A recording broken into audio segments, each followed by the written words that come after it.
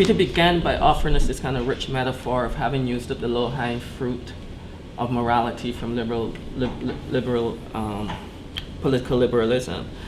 And I guess part of what I'm still grappling with is the assumption that political liberalism was in fact moral. Because to me, if the low-hanging fruit suggests a certain kind of morality, the root of it was immoral. That the deep roots of political liberalism are immoral. And so I'm thinking about what are the conditions under which we come to this conversation.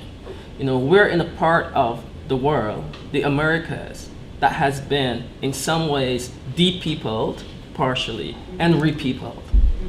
And I come from another part of the Americas where even the landscape has been radically altered. Cotton, sugar, tobacco, all kinds of commodities that has driven the kind of system that we're in now that did not belong to that space. And that space has been repeopled by people from Africa, India, what we now call the Middle East, Europe, and so on and so forth. And it's out of those particular historical moments that bring us, I think, to the crises that we're facing now.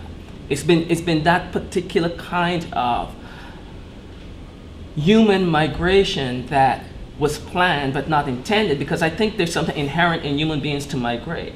But it's the consequences and the stakes of the migration that we must look at differently.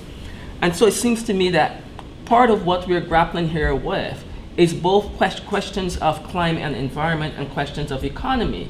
But I would argue that we're also grappling with questions of language and questions of culture, and that we can't take economy out of culture. So when I hear the language of sustainability in North American and Western European discourses, I actually hear a certain kind of compromise that already assumes that we only have to fix part of what we're doing, and the rest will kind of fall into place.